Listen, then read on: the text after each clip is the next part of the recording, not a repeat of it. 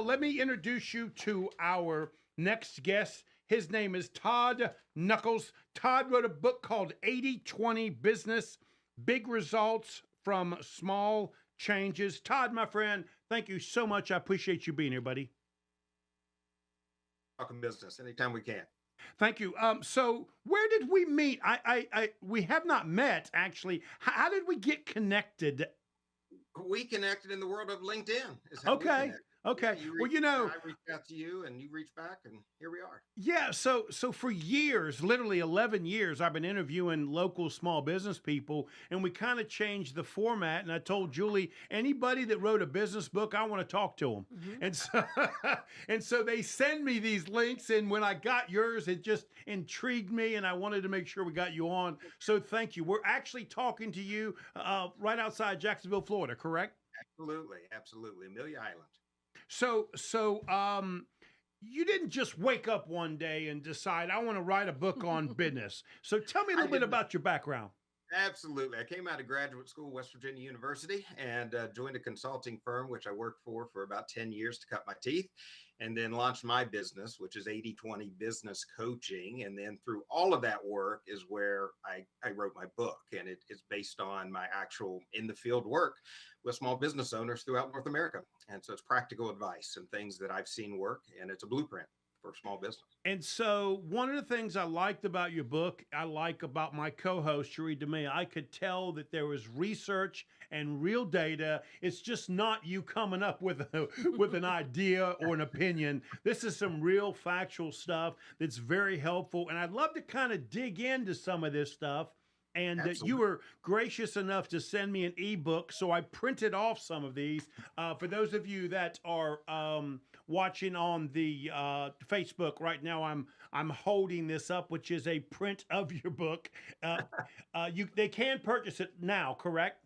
They can. It's on Amazon as well, and Audible as Right. well. Okay. Hmm. And so it's called 80/20 Business: The Big Results from Small Change, and the title sums it up. Yeah, it sure does. Yeah. Because the very first paragraph you talk about that there's probably 100 problems in a business, but it really is boiled down to maybe three or four or five, and if you fix those, everything comes into line. Walk me through that because honestly, Absolutely. Cherie, that's something you would say, right? I Hmm. mean, it really is about here's four or five simplistic things, Yeah. let's fix them, and they're going to be big changes. Yeah, exactly. Exactly. Of course, 80/20, the Pareto principle, 80% of your results come from 20% of your actions, Hmm. good or bad, on Hmm. there. And actually, as you'll see in my book, I dig in deeper and go at look at the 80/20 within the 20%, Hmm. which means about 5% of your actions gives you 40 to 50% of your results. And Hmm. so Hmm. in my work with small business owners, the thing that I know best is that they need to move stuff off their plate Hmm. so they can focus on the items that matter. And so what I do, and that's why I call my program 80/20 Business Coaching, is really about helping them focus on the items that matter. And no business owner, small business owner in particular, is taught how to do that. They just let the business grow up around their ears, and they take on more and more and more. And one day they cry for help, and that's where I come in. And so let's go through that because you try and break this up into these parts, right? So let's Right. do that. The first one that comes up on your book is become an 80/20 leader. And Mhm. you did something, and again, I know, Julie, that I mean, excuse me, Cherie, I know that Julie put you and Todd together on this Hmm. because you guys are just like this, right? So Yeah. you ask me as a reader, what does a good leader look like? And you asked me to make some notes on that, right?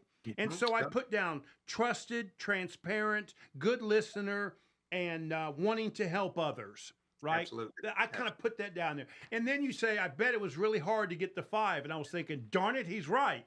Those, those last two were kind of tricky for me, you know? And then you said, hey, Joe, give me what you think are some bad leaders that you've had. Again, you're Exactly. making me think about how Mhm. I compare to both of these. And then, I put down quick to give advice, quick to judge, short on time, not trusting and very self-serving. And so when I did that, just that two quick worksheets, you quickly got me, right? Like, Mhm. yep, yeah, I got it. I got Yep. where I'm not a leader, and I got what I'm looking for. And that Absolutely. really is at the beginning of your book. That's the first thing you're saying is we have to be better leaders. And Yeah, that's we where you do. start. Did I read that correctly? 100%, 100%. And because I only focus on small business owners, many times I'm teaching them that from the beginning. That's why I Right. start And there. you know, and it's interesting too, Todd, that a lot of business owners don't realize they are a leader. Would you not agree with that? Correct. And Correct. so what I came to think about when I read that as well is what makes a great leader is we Mm. have a corporate culture assessment, and there's an assessment where the team members grade basically are saying what kind of leaders they have. Right. And one of them is the leader is our leaders are engaged and involved on a day-to-day basis. Another Hmm. one is our leaders are visible and accessible within the organization. Hmm. Third is they only show up at meetings. And the Yeah. fourth is we have no leaders, only managers, right? Well, Right. what's interesting is what comes up a lot is the leaders that are engaged, involved on a day-to-day basis. And when you get through the rest of the culture assessment, they're Mhm. micromanaging. They're not letting people do their work that they got hired to. And so when I was looking at your, cost of goods, the cog of get Yeah. out of your own way, please. So what So yeah, Teresa, talk about that a little yeah, bit more. exactly. Because Yeah. you call it a bonus leadership tip. Yeah. And Yeah. you say if you're the major COG for those that's cost of goods Yeah. for your company, then you're probably the major clog I loved that. in your business. Talk about that because it really hit home for a lot of us. Yeah, I did. Well, when you deal with a small business owner, obviously, they either bought into a business or they started a business. The business continues to grow and now it becomes their baby. It's theirs. Yes. And they have a very, very difficult time letting go of things. Mhm. Now, it may be difficult because they hired poorly. It may be difficult because they trained poorly, but it's difficult. And so that's getting to that next level because when I work with a business, they've usually stalled out somewhere, typically around $500,000 to begin with, and again Sure. at $1 million, and that sort of goes up like that. But it's because they don't get out of the way, and so that's where I assist them the So most, teaching them how to do that. We got to get good people on board. We got to get them trained. Then we must get out of their way. Let them do their That's the third job. point. Yeah. okay, Exactly. so let's do that because you stepped right where I wanted to go, right? First, you want me to be a better leader and to think of myself as a leader because Cherie's Mhm. right. We don't. We didn't Mhm. get in business to lead people, right? We got in business for other personal. It's not because we want to Exactly. be in charge, right? Yeah. So, Exactly. but the next thing that you talk about is hire better, and you Mhm. get into details about this, and I really like this. You talk about legendary CEO Jack Welch. You can easily get rid of the bottom 10% of your workforce without having an issue. Yep. I'm surprised that you say that because you deal with so many small business people. Is that still the case for a small business? Because obviously he's dealing with really large organization. Sure, and it doesn't apply apples to apples, of course, because if you're dealing with 10 people, we're talking about one person, so it's not as big of a deal.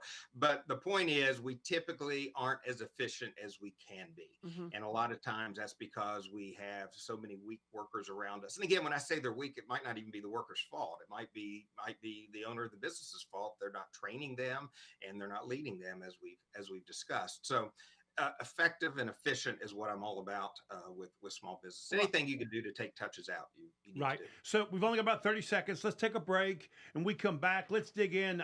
I'm telling you, we could do 2 hours Yes. with your book. It really is just a great Thank you. book. Let's take a break and that's right. And we'll come back. We're talking to the author of 80/20 Business, Big Results from Small Change, Todd Knuckles. It is Local Biz Now, where your business matters. We'll be right back.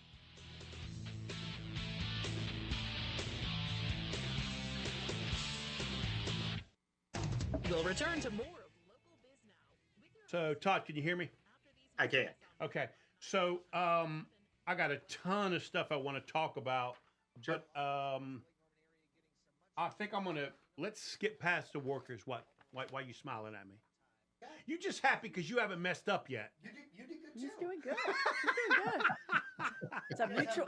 It's a Joe mutual admiration. I've That's never right. seen this before. That's right. That's right. That's right. So I've got three things that I want to talk about. Okay. And I'm going to try and get to them in the next 15 minutes if we can, right? So, Okay. I want to talk about your marketing sales funnel, Uh-huh. right? I really want to talk a little bit about listening better. And then it really is fun to hear you talk about networking skills, not only because most small business people don't like it, Yeah. right? But you have these specific things that you talk about that they should do, right? So you Right. approach it from, I know you've had a bunch of conversations with your small business people, and I can tell you wrote it in the book, like when there's a people in a circle, touch their elbow so that you Right. can step in. Like I could tell you really, it's almost if you were there on their shoulder saying, now this is what I want you to do. You know? So I don't know if we're going to have time to talk about all three of those, but let's try and touch on Sure. those just a little bit. And again, Yeah. what we're doing is letting people, we're walking them through the book so that they can see you really are helping them in a lot of important areas. And on the networking thing, if you could just prompt me on a couple of the things you think are best. Okay. Do that, and I'll talk Okay. about them. Yeah. Well, what I did was I printed off some of the sections I like. We're not going to have time to go through all them right now, so I'll kind of skip around some of that. Absolutely. Absolutely.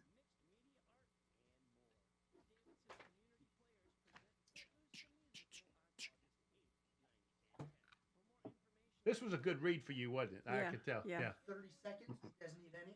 I'm good, buddy. I'm good. Thank you, Joe. All right. And you know I like this kind of stuff. So you know, so your book hits home with us, buddy. So Good, good. Absolutely. Absolutely. I put in a lot of road time to write that book. So good. Yeah, I can relate. Yeah, exactly.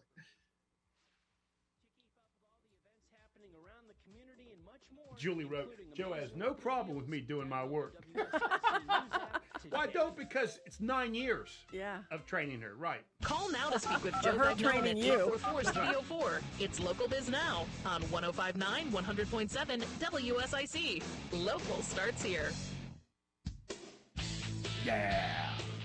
Number one live talk business show in North Carolina, and we are coming to you from Burner Cigar Studio. I'm speaking with the author and a exceptional business coach. The book is 80/20 Business, Big Results from Small Change, Todd Knuckles. Todd, my friend, thank you so much for being here. I do appreciate it, buddy. Glad to be here. Glad to be here. So let's keep moving, because I don't have enough time to talk to you. I'm definitely got to get you back. Absolutely. Believe me, I'm only halfway into the book. One of the things I wanted to talk about is something that I know all small business talk to you about, which is sales and marketing. And you call it a sales and marketing funnel, and you give detailed things that need to be done. And for me, when I was reading the book, I made some notes here, and it seems as though you ran into the thing that I find all the time. Most small business people, they really don't want to do what's required and necessary to do this. It's kind of grunt work, right? I mean, it's the same thing over and over again that starts to work. Talk a little bit Absolutely. about that. Yeah, and most small business owners, you mentioned it earlier, they didn't get into small business necessarily because they wanted to lead. Well, I guarantee you they didn't get into small business because they wanted to make a sales call. Right. And so that's a whole nother world of things. So what I've done over the years is developed systems to make it easier to make a sales call, because the number one reason that they need to make a sales call is because there's something on the other side. And so if they have a reason to make a sales call, they will make a sales call. If they can't figure out that reason, then they'll sit in their office all day. And so I've created programs, one I call a Scorpion program, where they send out something of perceived high value, and now it's a reason to call and respond. It could be a box full of brochures if they're a printer. It could be a box full of trinkets if there's something else. But again, there's systems in place to help people help make it easier. It's almost like trying to hide the medicine into the pudding, so they actually eat it.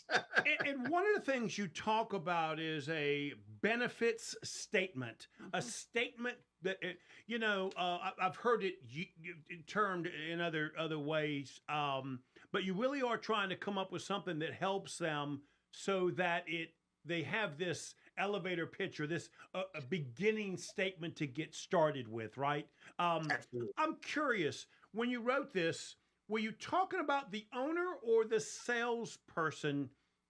Are they the same thing when you're writing this? Well, yes, they are, because for most of the small business owners I work with, the owner is the chief salesperson. They Yeah. haven't grown. They haven't grown enough. Now the challenge is sometimes they want to have a surrogate salesperson because they don't want to do anything, Right. and that's not the way you do it. You get out there, you create a sales and marketing plan, you have it, and then you have someone duplicate that plan. That's the best way to do it. So I was primarily talking about the owner, the selling owner, because that's Okay. who I do it the most. Okay. Well, and that's going to set them up for success for somebody that comes in and is a business development because they know what it takes. They're actually going to appreciate that person more too, wouldn't you say? 100%. Yeah. 100%. Well, and he says that at the bottom here. Yeah. He said, "Don't skip this exercise. Make sure you come up with this benefit statement. It's Mhm. very important." And you say, "Don't even go sell until you have a benefit statement that you're comfortable with." It's a waste of your time. It's a waste of your marketing dollars, and so you really need to do that. I've evolved it a little bit. You need to have a market dominating position. You need to have Yeah. a compelling offer. So all of those things get into there. And then you say, "Let's create a better mousetrap," and you want to help them do that. And talk a little bit about that and how valuable information is sort of that trap. Did I understand that correctly? Absolutely. Really, when you come down to valuable information, you're really talking about how do they solve a problem for their client. That's really what it's all about. At the end of the day, they're having these conversations. It's really not a sales call. It's almost like a consultative relationship. And they're going to the doctor, they're asking them questions or finding out things, and then they're giving them a solution to their problem. That's really what a selling owner or any salesperson should be doing. And so you write this at the bottom of this chapter, which I know Cherie will just want to hug you if she didn't get to this part yet. And you say, "Being the lowest price Oh, product is vital for your survival." And then you bring these scenarios and you say, "You can buy a watch for less than $20. Why do people buy watches for over $10,000? Mm-hmm. You can buy a used car for $5,000. Why do people spend $100,000 on a car? You can feed your hunger for $10 a day. Why do people often spend $100 a day for a meal?" And you kind of hit it home, Yeah. Yep. Yeah. And I would rather be the restaurant selling a $100 steak than a $10 hamburger. You want to be Starbucks. Yeah. You want to be Starbucks, not Maxwell House. Absolutely. Yeah, and so I love that. Talk a little bit about. I'm curious, when you present that to a client, what do you get? Because my experience is they tell you why they can't raise their prices Yeah, and why it's because hard. they're Talk a little afraid bit to about raise that. their prices. Yeah. It's crazy. Yes. 100%. That's really one of the toughest things, because usually early on I push for them to raise their prices, because if they raise their prices, a lot of business sins go away, and that's why they're in trouble in many cases. So that's a pushback. But I'll tell you what, it becomes a mental challenge more than anything Right. else. Mhm. And once you get them through there, that's why I like it when the owner is not the one that's quoting price and doing things like that. If the worker quotes the price, they're going to typically get a higher price than if the owner quotes the price. Interesting. that's And why I like it. I totally That's a agree. true statement. Yeah, yeah. Absolutely. And Todd, you even say it right here. You say, "What you must discover is the reason why your client is buying. Mhm. It's not because of price." No, it's not. Yeah. And if it is, you're in trouble. Yes, Because exactly. they're gonna leave you for the next person that's a penny Right. penny lower. Okay, so one of the things that attracted me to you is you talk about lists, and lists are important. And you're the first book I've ever read that says, "Go buy the list. Don't try and create your own. Go." And that, number one, I liked hearing that, right, because it's a lot easier. But I've never heard anybody say it.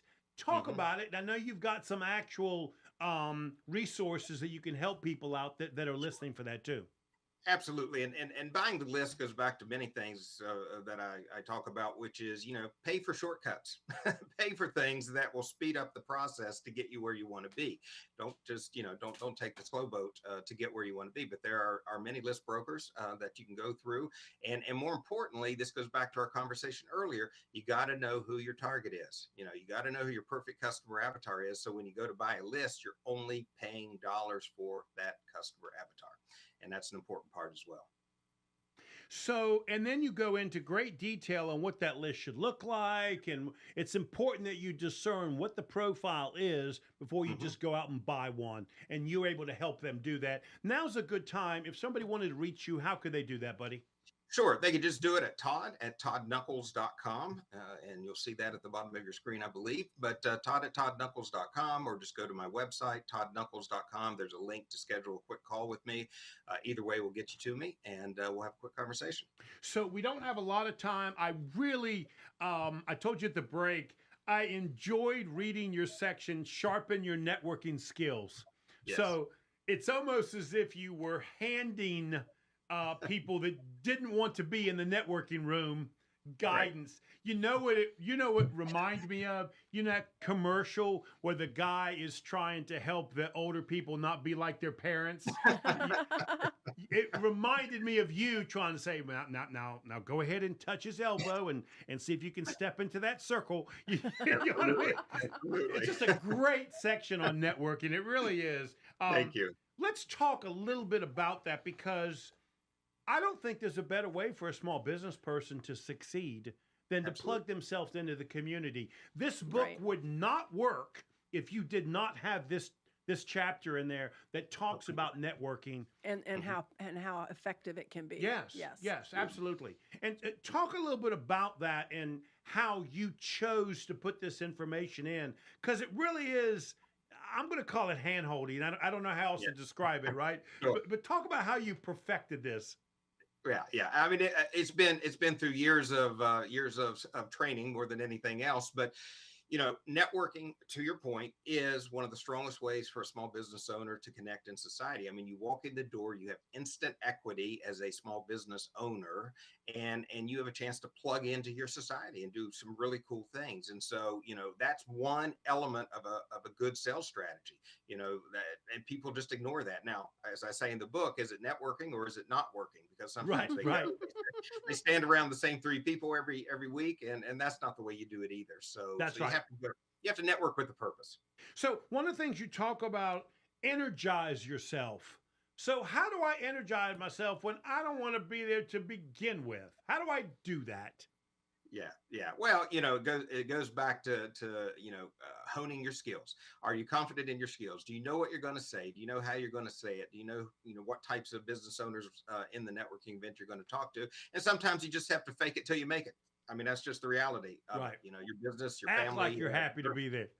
Exactly. But speaking to passion, somebody, even the most introverted business owner, if you tell them, focus on what you're passionate about and what you're bringing, because you went into business for a reason, never forget that. That comes across so genuinely. And then the nerves go away. The nerves go away. Yeah, 100%. So there's a couple of things I want to talk about. We've only got a couple of minutes to do it in. Actually, we've only got a minute. So talk a little bit about nonverbal signals, because that chapter was pretty cool. I really like that you handed me information not to do, right? Exactly. I think it's around 60% or more of the message gets across in a nonverbal fashion, which means our tone and our inflection and our body language and where our eyes looking. All those things are read more than the words that come out of our mouth. And so it's important that we remember that when we're having these conversations. We're there, we're present, our entire body is there. Todd, I'm sorry. We have to go, buddy. I'm definitely going to get Julie to get you back, my friend. Thank you so much. We're listening to the author of 80/20 Business, Todd Knuckles. Todd, thank you so much, buddy. Excellent. You are listening to Local Biz Now, where your business matters. We'll see you next week.